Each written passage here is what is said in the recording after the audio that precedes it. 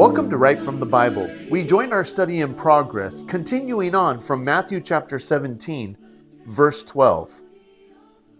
Let's head back to Matthew chapter 17. And once again, we'll pick up in verse 12. But I say unto you that Elijah is come already, and they knew him not, but have done unto him whatsoever they listed. Likewise shall also the Son of Man suffer of them. Then the disciples understood that he spoke unto them of John the Baptist. So they're now having their, for lack of a better term, their theological juices are flowing. The pistons are beginning to fire. Let's continue on. Verse 14. And when they were come to the multitude, there came to him a certain man kneeling down to him and saying, Lord, have mercy on my son, for he is a lunatic and sore vexed, for oft times he falls into the fire and often into the water. And I brought him to thy disciples, and they could not cure him. Then Jesus answered and said, O faithless and perverse generation, how long shall I be with you? How long shall I suffer you? Bring him hither to me. And Jesus rebuked the devil, and he departed out of him. And the child was cured from that very hour. Then came the disciples to Jesus apart and said, Why could not we cast him out? And Jesus said unto them, Because of your unbelief. For verily I say unto you, if you have faith as a grain of mustard seed, you shall say unto this mountain, Remove hence to yonder place, and it shall remove, and nothing shall be impossible unto you. Howbeit this kind goes not out but by prayer and fasting. Okay, so now let's go back and parse this through. Pretty obvious what is taking place between 14 and 16 as the man himself is describing the circumstances of the condition of his son and the fact that he knows that he should be able to bring them not only to Jesus but also to the disciples, which means that there had to be some type of knowledge and understanding as a result of them going forth, going back to Matthew chapter 10 and being sent out 2 by 2, where in which case they could heal, raise the dead, and they could cast out demons. And the fact that they would even make the statement that, oh my gosh, even the demons are subject unto us. And so the notoriety of not only what was happening in Jesus and through Jesus, but also through those who had committed themselves to him, i.e. his disciples. So this man had no issue in bringing the son to Jesus or Jesus's disciples so that he could be healed. But the problem is that he's expecting a particular result and they're not getting it. And so as Jesus now comes down the mountain with Peter, James, and John, he is now presented with this commotion that is occurring. Mountaintop experiences don't last. Eventually, you are going to have to come down to the valley where there is nothing but trouble. And interestingly enough, the very first thing that Jesus is met with is a spiritual battle. It is directly associated to a demon. And now, because of the strength of this demon, which we learn through this experience, that they are what? They can either be multiplied within a particular individual, going back to the man of the Gadarenes, of Gadara, that, what is your name? My name is Legion, for we are many. Or there may very well be a demon that has an increased amount of strength in and of itself. We will see within the book of Revelation that there are some that will not be released until the time of the tribulation, because they are so strong that the devastation that they could bring upon mankind has to be restricted. And so God will limit their activity, and they will have to be in torment until a later time when he chooses to give use to them, make use of them. And you'll have to go through the study of Revelation if you want to get more on that before I get too far ahead of myself and out into the weeds. But Jesus is met with this situation right here, clearly a spiritual battle. He begins not by curing the son, he begins first by addressing the disciples. O faithless and perverse generation. Let's stop there. Faithless, apistis, which means without faith. Now, he's not referring to the man. The man had enough faith to bring his son to the disciples. The multitudes that are gathering by faith are there, believing that Jesus is capable of performing what it is that they ask of him. Should it be a healing or what have you? The faithlessness is being addressed to the disciples. I've given you the responsibility to address these issues, and your lack of faith, your lack of belief that you can, is directly impacting it to be performed, what is necessary to be performed. But there's a second word utilized here, perverse. O faithless and perverse generation. This word perverse means that you are now acting out contrary to what you know to be true. And you are disrupting not only the work that is happening within you as a believer, but you are disrupting now the faith of others, because they now are going to begin to question whether or not this is even possible. So in the first rebuke, he's attacking the behavior as it applies to them. In the second portion of the rebuke, he is discussing how their behavior is impacting the others, the multitude, anyone else who is coming. Second portion of 17. How long shall I be with you? How long shall I suffer you? This is not a happy, calm Jesus. You know, if you were to study homiletics, there's a number of different ways that you could present a question. You know, how much is that going to cost? How much is that going to cost? You see, it's the same question, right? But the approach. How do we know how Jesus is approaching this? Through the actual language. How long shall I suffer you? How long shall I have to endure your weakness and faithlessness? Does this sound like a Jesus who's kind of getting fed up? We would use the term fed up, right? How long shall I be with you? How long shall I suffer you? And I have to make a direct application of this to me. You know, if it is intended that my faith continue to grow, is my behavior now exemplifying that? Or am I going to withdraw? Am I going to pull back? Because God takes pleasure. According to Hebrews chapter 10, it says God takes no pleasure on the individual who pulls back. And you clearly see here, does this look like Jesus is pleased with the result? No. It's an obvious no. So they say, okay, you need to bring him to me. Verse 18 again, and Jesus rebuked the devil and he departed out of him, and the child was cured from that very hour. So he does it immediately. Well, needless to say, you're dealing with a demon and you're dealing with God, the Son of God. So as we continue on in verse 19, and we'll reread, then came the disciples to Jesus apart and said, why could not we cast him out? And this is the issue again. He doesn't move away from his original rebuke. When he makes the statement, it says, because of your unbelief.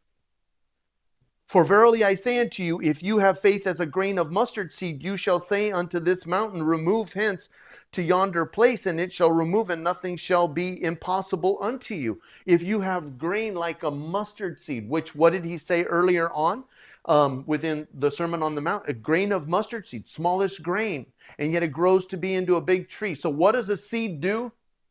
What does a seed do? It grows. So what is our faith supposed to do? Supposed to grow. who I am today in Christ should be more than what I was yesterday, last month, the year before. And this is the reason why we go through trials, testing, and development. We go from trial to trial and glory to glory. My knowledge should be increasing in the Word. All of these things should be actively growing. But if I begin to stymie, if you will, my own growth by not wanting to move forward in my development, then I'm going to be the type of individual who would be found in this second portion of verse 17, his rebuke, perverse. I will not only be corruptible unto myself, but I will corrupt the message as it goes forth to others. So when Jesus now in verse 20 is qualifying this by bringing them to an understanding, nothing would be impossible unto you. In verse 21, when he says, howbeit this kind goeth not out by prayer and fasting, means this. What? Just because you're not getting the result in your spiritual walk today means that you just give up. Well, I thought the Lord was going to use me. Well, maybe there's some character development that has to happen. Maybe the battle that you're in is much stronger than you realize that it is. I've got a host of people that'll tell you that here in the South that the spiritual battle is great, even though there's a church on every corner and everybody knows Jesus. It's almost like it is entrapped in demonic activity. So do you just abandon it, or do you just pray that much harder? That's the point that Jesus is saying.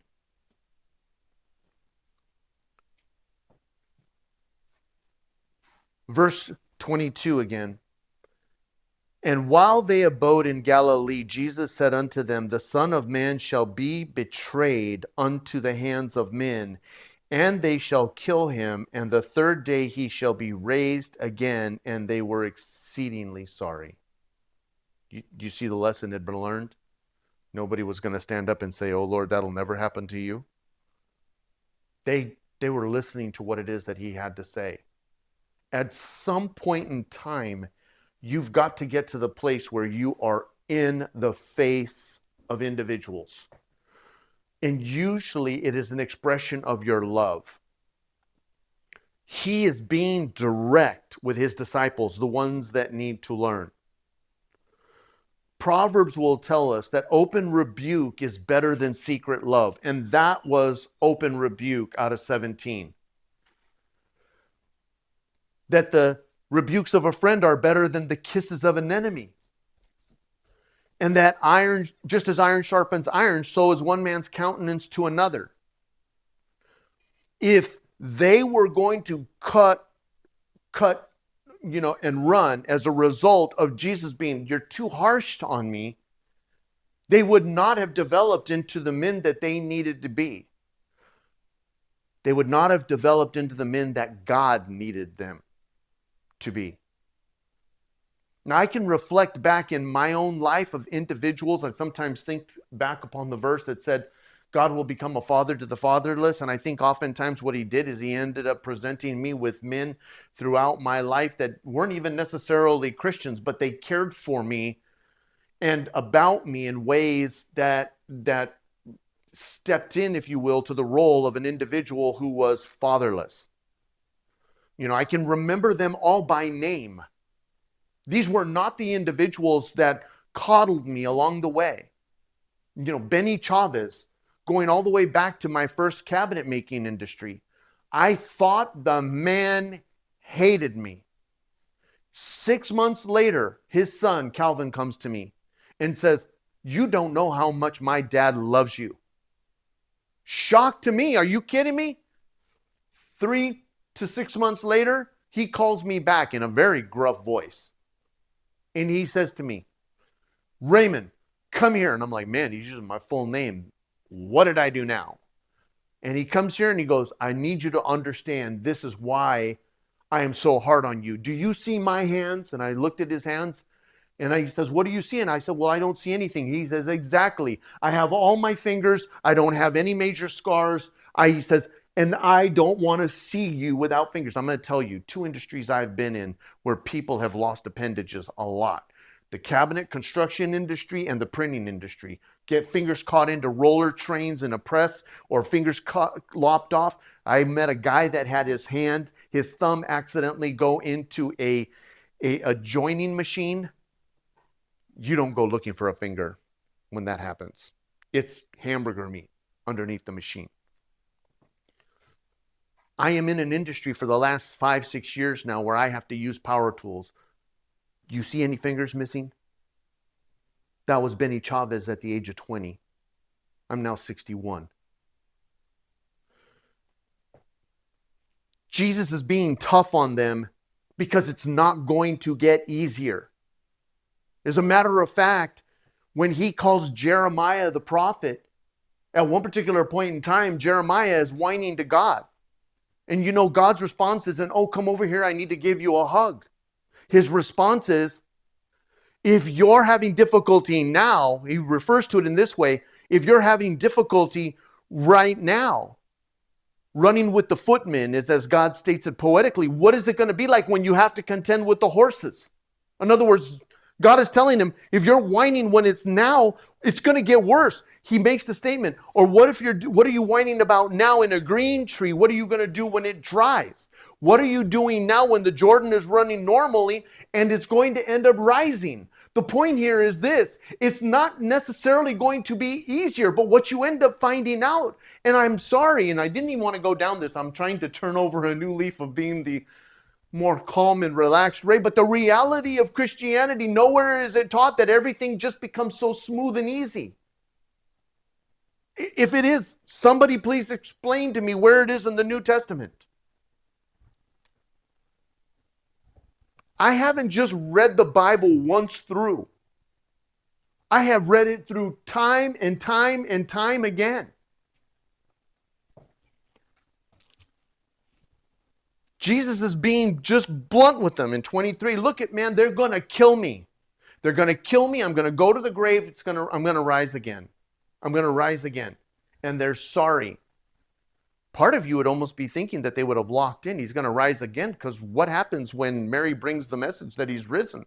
Oh, we can't believe that. We can't believe it. Let's continue on. I may run a little bit long, but I think I'll finish up 17 here. Most definitely. Verse 24. And this is kind of interesting that this gets brought in. But I think it is because of the direction everything is headed and the glorification of Jesus on the Mount of Transfiguration. Verse 24, and when they were come to Capernaum, they that received tribute money came to Peter, the tax collectors come, and said, does your master pay tribute? Hey, does your master think that he can get away with not doing what is impacting everybody else? And so he says, yes. He just automatically gives them the question, because why? You know what the result is. You tell the IRS you're not going to pay your taxes. You know what the result is. Well, it was worse then. He said, yes, and when he was come into the house, Jesus prevented him, saying, it still kills me about this. I can't imagine what it would have been like being around Jesus, because we already had discussed the fact that he knows what's in the heart of man. So you walk in getting ready to have a conversation with Jesus, and Jesus goes, hang on, I already know what you're going to say. I already know what you're going to discuss with me, so I got a question for you. So he prevented him, saying, what do you think, Simon? Of whom do the kings of the earth take custom or tribute? Of their own children or of strangers? And Peter said unto him, of strangers. And Jesus says unto him, then are the children free. So why would he bother bringing this up? Because he wasn't a child of one of these individuals, a king of the earth. He was the king of the earth. You don't lay tribute or taxes upon the individual who rules and reigns the earth. You know, foolish endeavor, right? Do you remember going back to Psalms chapter 2? Why do the heathen rage and the people imagine a vain thing? They seek to cut the bands of God and his Son off. Later on within the same chapter, it'll say, kiss the Son lest he become angry and you perish from the way. You know? But no, while he's here, we're going to charge him taxes. Oh my goodness. where we're at right now in the United States and the way things are headed, we understand why it is that they can spend it on all foolishness. But lest I digress. So verse 26, Peter says unto him, of the strangers, Jesus says unto him, then are the children free. Verse 27, notwithstanding, lest we should offend them, go you to the sea and cast a hook and take up the fish that first comes up. And when you have opened his mouth, you shall find a piece of money. Take that and give unto them for me and for you. He's like, if it's money they want, then let's give them money. And we'll do it in a unique way. Peter, why don't you go and take a break? You've already been up to the mountain. I've kind of kicked your teeth in a couple of times. Everything else has kind of gone against you. Why don't you go fishing for a little bit and go catch a fish? When you catch the first one, it'll have the money in it, and you can kind of settle yourself out. It's kind of my way of saying that there's no hard feelings between us, And so he ends up sending him off to go and do this. Because you ask yourself, why would he send him to go catch a fish? Why would he do that? Sometimes it's good to just get away from things for just a moment. You have to think your way through the process. But Jesus could have pulled money out of a hat, for lack of a better term. He could have developed it from nothing. And yet, for Peter's sake, he's like, maybe one more expression, that if you're focused on the things of the kingdom, all your needs will be met. And I'm just going to show you another unique way in which God is capable of doing that. Here's the other unique part about this. They had to abandon their life of fishing. When Jesus dies on the cross, their first objective is, even after they know that he is resurrected, Jesus is not around them, and they're like, well, what are we going to do now? What's the next thing we're supposed to do? He did say to them, wait for me in Galilee. So when they get to Galilee, so what are we going to do? Let's go fishing. Why did they fish? What did they fish for? They fished for a means by which to live. So in essence, they fished for money. What did Peter end up doing here? He went fishing, and the result was money. And I still think it's interesting. I think kind of the humor of the Lord and the way that he does things, because what happens? They're all out fishing. Jesus will come upon them on the Sea of Galilee, and he's going to say, hey, children, have you had any